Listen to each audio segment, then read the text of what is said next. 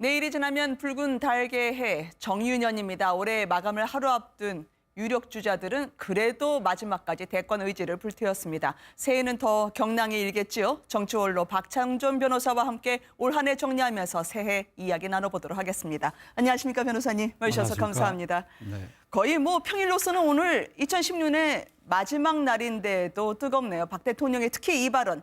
세월호 7시간, 특히 헌법재판소는 많은 국민들이 기억하고 계시기 때문에 더더욱 대통령께서는 기억 못하실 리 없다면서 해명을 요구했는데 기억이 안 나신다니요. 어떻게 들리십니까?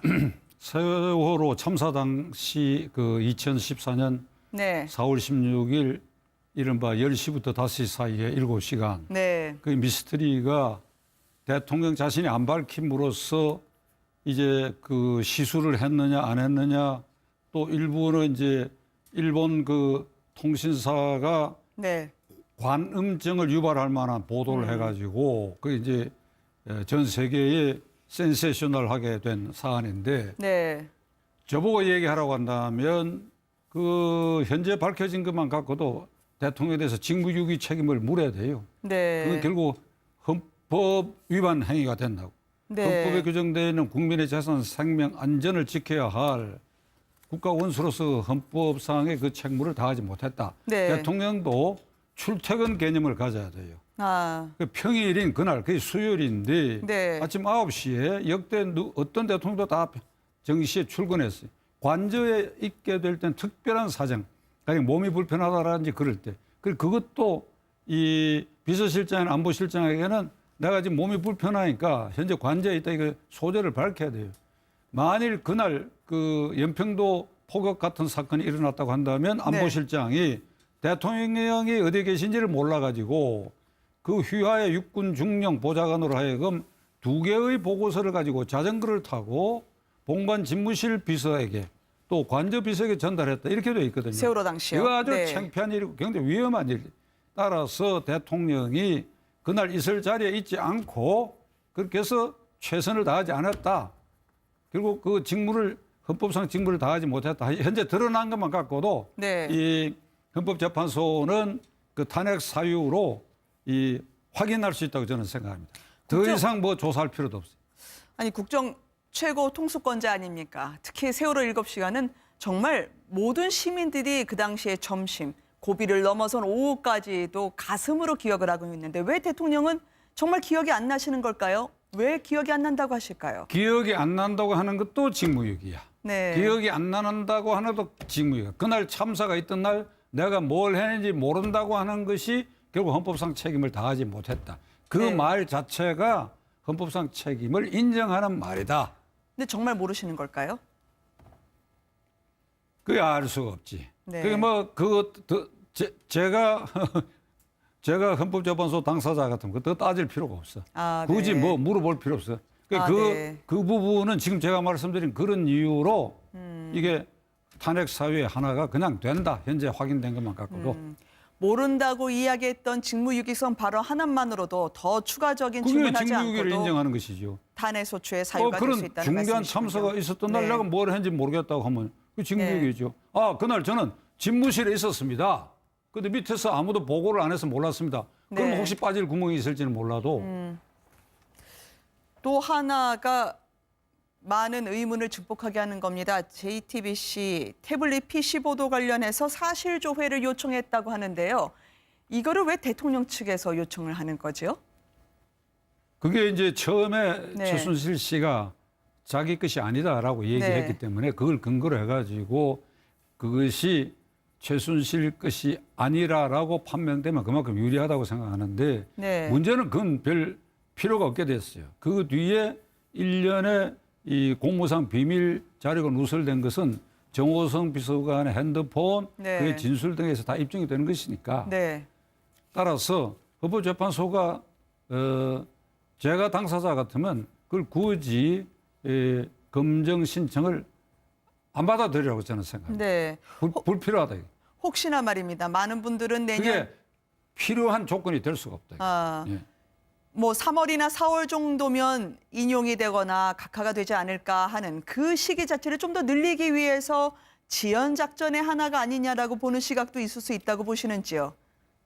지연작전을 해서 오는 소득이 뭐가 있겠습니까? 네. 그러니까 국민의 저항 여론을 좀 누그러뜨리는 시간여를 가질까 이런 생각을 하는 것 같은데 네. 그 소용없는 짓이고 제가 보기에는 제 의견입니다. 네. 이정미 심판관이 3월 13일 날인가 임기가 끝나는데 그 전에는 판결 나지 않겠느냐. 이게 네. 제 혼자 생각입니다. 네. 제 판단인데 네.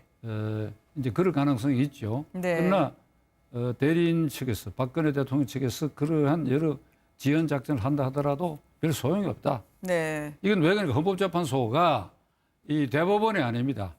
유죄 증거를 확인해 가지고 유죄냐 무죄냐를 따지고 네. 유죄를 따졌을 때 형량을 어떻게 하느냐 하는 이게 형사사법 절차가 아니고 헌법기관은 헌법 위반 사실에 대해서는 아까 제가 말씀드린 것처럼 독자적 판단을 하면 되는 거예요. 네. 대통령이 국민의 생명, 신체 안전을 지켜야 할 헌법상 책무를 다했냐 다하지 못하냐는 건 일련의 정황을 갖고 다하지 못했다 하면 네. 탄핵사유 인정되는 것이고 기타 위법 사실 무슨 뭐 뇌물자다 이런 것은 사실 확인으로 가능하다고. 네. 그게 예를 들어 사실 확인이라는 게 검찰의 공소장, 검찰의 피의자 신문 줘서 그런데 이제 대리인 측에서 이걸 확인해 달라고 하면 그거 정도는 확인해 줄 수가 있죠. 당사자 네. 불러가지고 당신이 검찰에서 이렇게 진술한 이 내용이 맞느냐?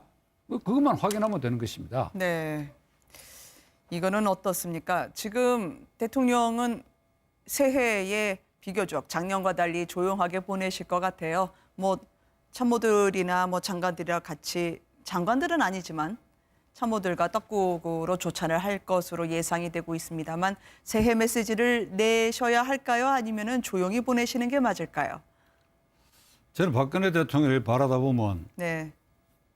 정말 딱하다고 생각합니다. 지금 이 순간에도 그는 헌법상 행정부 수반의 동시에 국가 원수인데 네.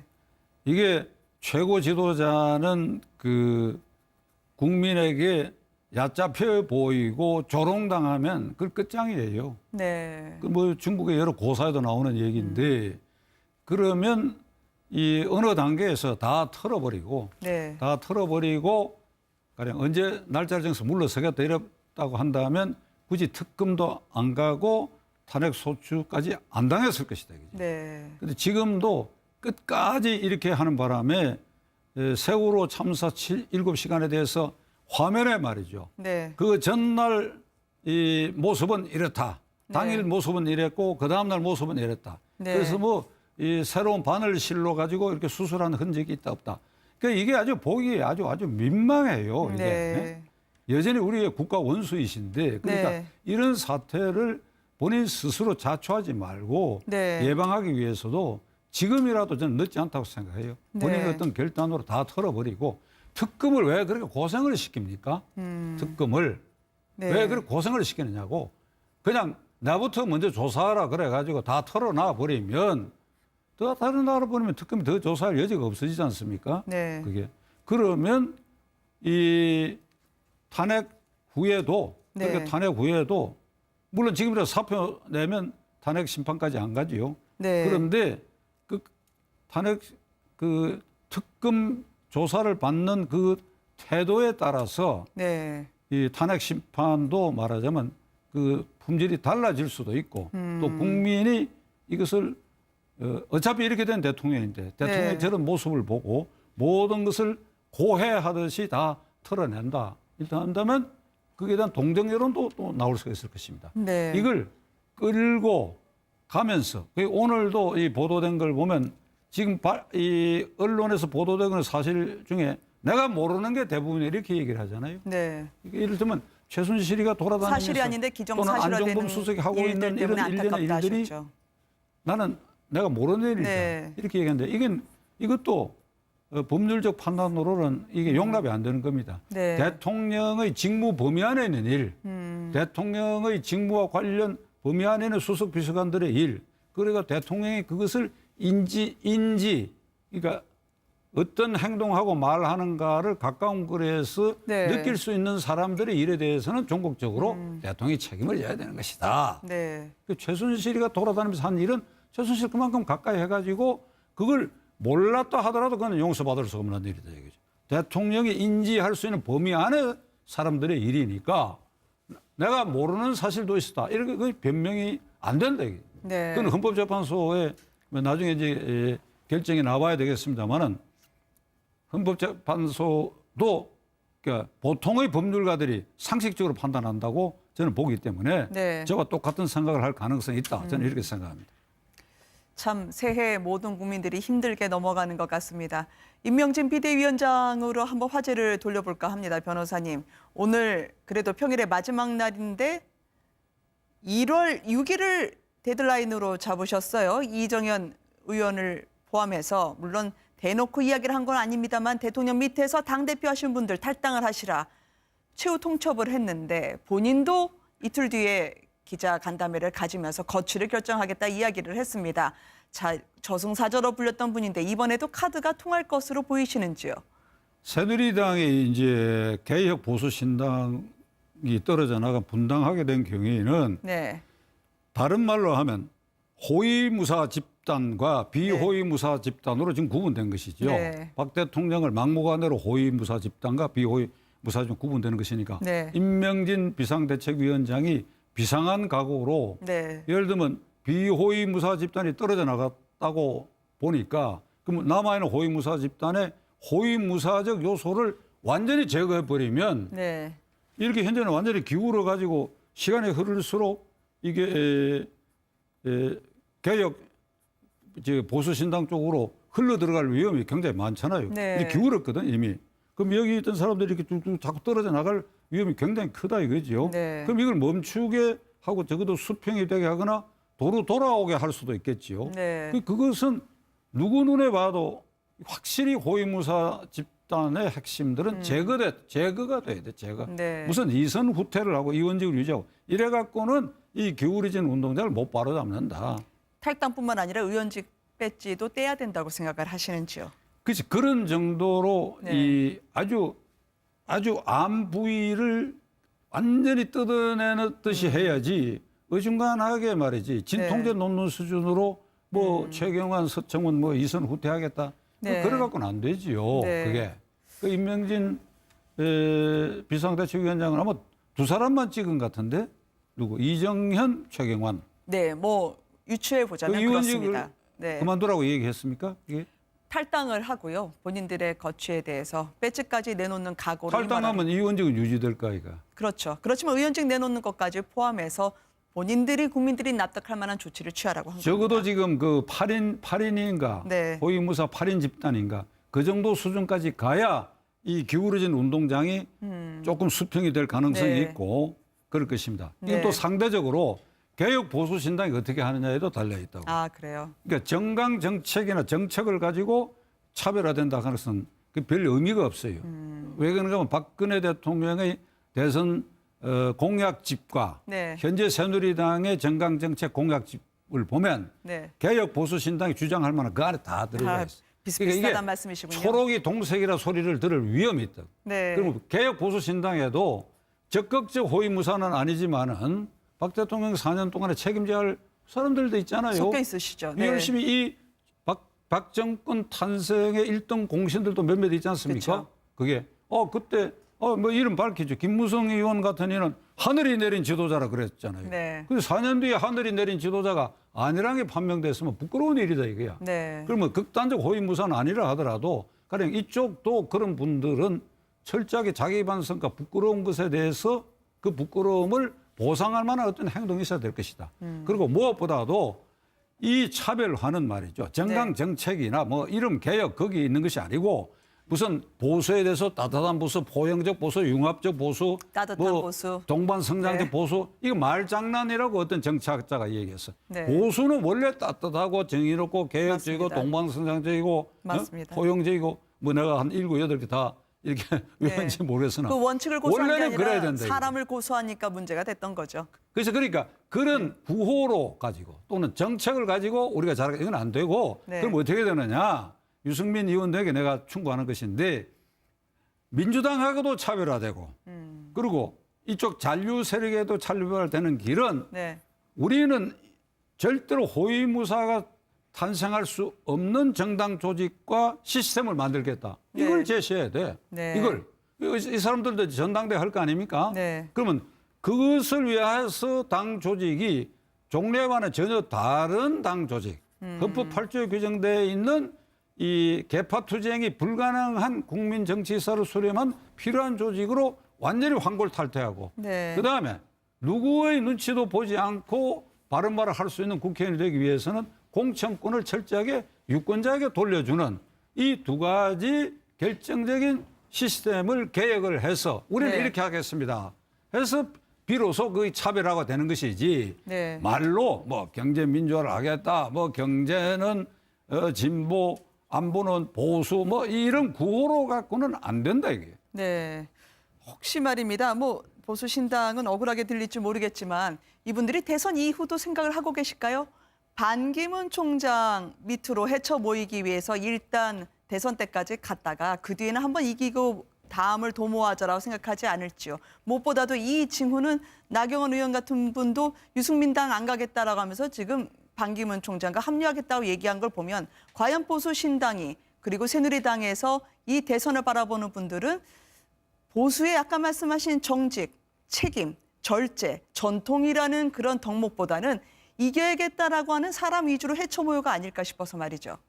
개혁 보수 신당에 제가 네. 충고하고 싶은 것은 대통령 후보 안 내도 괜찮습니다. 네. 앞으로 지방선거나 국회의원 선거에서 작지만은 핵폭탄 같은 네. 종전에 우리나라 정당사에서 없었던 그런 존재. 네. 지금 제가 말씀드린 것처럼 정말로 개파가 근본적으로 생성할 수 없고 거기 소속 국회의원은 누구든지 이 권력자나 센 존재에 대해서 자유롭게 말할 수 있는 네. 국민 편에서는 그것이 가능한 조직으로 만드는 것이 급선무지 네. 이게 누구를 세우느냐는 것은 나는 부차적인 문제라 생각합니다. 네. 그리고 이렇게 크게 나누어서 작은 우리가 이제 좌우로 자꾸 나누고 있는데 네. 어떻든 문재인 민주당 쪽에 지지를 보내지 않는 이 일군의 유권자 집단 네. 이게 크게 보면 거의 비슷하거나 오히려 거의 많을 수가 있어요. 네. 그러면 제가 묻는데 반기문 총장이 구세주입니까? 저기 은하수에서 내려온 이 땅에 구세주냐고. 네. 그게 그 양반이 10년 동안 해외에 있었는데 뭐 이어서 누누이 말씀드렸지만은 이 후보 자격 자체가 없는 것은 뭐 그렇게 자꾸 우겨서 나중에 어찌 될는지는 모르겠으나 네. 아니 뉴욕에 앉아서 네. 충청도 국회의원 몇 사람 찾아와서 우리는 공산당만 아니면 총장님 간제 따라가겠다고 이렇게 하니까 고맙다 그러고 나도 개헌에 찬성한다 그러거든요. 네. 이 국내 실정과 국내 헌법 질서를 얼마만큼 이 부대끼고 알고 이런 얘기 좀 외람된 얘기지만 김은혜 앵커만큼 알고 있느냐 이 말이야. 그게. 예. 토론을 그런데 빨리 뉴욕에 마무리해야겠네요. 앉아가지고 네. 아주 인기 영합적인 발언을 한단 말이에요. 네. 그거 우리 구세주라고 볼 수 있느냐 이거야. 그러니까 개혁 보수 신당은 네. 그거 자꾸 기웃거리지 말았으면 좋겠어. 그 새누리당이 기웃거리더라도 내버려 두고 말해 차별화를 위해서. 네. 무엇보다도 문재인 전 대표는 그러나 아랑곳 없이 무등산 행보를 새해 한다고 합니다. 1월 1일이고 또 광주에 제야의 종 행사까지 참석을 한다는데 문재인 전 대표에게 광주, 호남에 또 한 번 구애를 하는 이 새해 행보는 어떻게 해석이 되시는지요? 지난 국회의원 선거 때 이 얘기했지요. 이번 국회의원 총선거에서 저를 불신임, 이를테면 배척하면 그 말은 민주당 후보가 많이 당선 안 된다는 소리거든요. 네. 그러면 저는 정계 떠나겠다 그랬잖아요. 그렇죠. 근데 실제로 버림받았거든. 버림받았는데 그 대통령은 나가야 되겠다 지금 그러고. 그러니까 이제 구애 작전인데 최근에 문재인 대표가 그 말이 과격한 게 있어. 예를 네. 들면 그 무심코 한 말인지는 모르겠으나 이 대통령 임기 5년은 짧다라든지 이런 네. 얘기를 했어요. 그러니까 그런 말 조심을 할 필요가 있죠. 네. 지금 아마 이 부지부식간의 우쭐한 기분에 이제 도달한 것 같은데 네. 반기문 총장에 대해서도 후보 적격이 있느냐 없느냐 이런 소리도 나오고 스캔들설도 나오니까 그런 것 같은데 조심해야지요. 그리고 문재인 후보에게 쏠린 표는 고원 상태대로 제한돼 있어. 네. 그다음에 그 반대표가 오히려 더 많다고 봐야 되겠죠. 네. 그러니까 집토끼도 잡아야 되고 산토끼도 잡아야 되는데 여러 가지 조심해야 될 것입니다. 네. 반 총장 국내 사정 알겠냐고 하는 부분은 그냥 개인 의견으로 들을게요, 변호사님. 워낙 또 거기 있다고 이 사정을 모르는 건 아니기 때문에 공부를 또 많이 하고 계시는 것처럼 들려서 말이죠. 그냥 제가 덧붙이는 거예요, 변호사님. 오늘 말씀 감사하다고. 그건 제 개인 의견입니다. 네. 어디간 개인 의견이고 네. 그러나 저는 확신하고 있기 때문에 반드시 네. 문제가 될 수 있다. 알겠습니다. 그리고 반기문 총장 주변에는 이제 유엔 대사를 지낸 뭐 김숙 씨라든지 네. 오 대사라든지 있는데 오준 대사요. 그 양반들 다 외모고시 합격했으니까 헌법에 대한 기본적 소양도 있을 것이고 네. 또 국제법도 알 거거든요. 네. 그럼 유엔 총회 46년 결의 11호가 뭔지도 알 거예요. 근데 그런 걸 이 사람들이 안 살피는 거 아닌가? 네. 다 저 대학 네. 후배들인데 그 뭐 이 다 서울대 방송에서 내가 이 얘기 후배들이시죠. 났으니까 네. 혹시 방송 들으면 잘 살피라고. 그리고 반 총장을 위하는 길이 네. 무리하게 꼭 대통령 만들려고 하는 데 있는 것이 아니고 코피 아난 직전 총장처럼 전 평화재단 총장처럼. 만들어서 남북 평화에 그 기여하는 것이 거기에 이 한번 불사르는 사람 있어야 된다. 국내의 이 토종들 가운데 올망졸망해 보여도 네. 이번에 박근혜 게이트를 거치면서 대통령을 어떻게 해야 된다는 거 국민들이 교훈을 느끼고 있으니까 거기에 맞는 후보를 고를 수 있을 것이다. 네, 알겠습니다. 새해 한 번 더 모시고 이야기 나누도록 하겠습니다. 변호사님, 새해 복 많이 받으십시오. 감사합니다.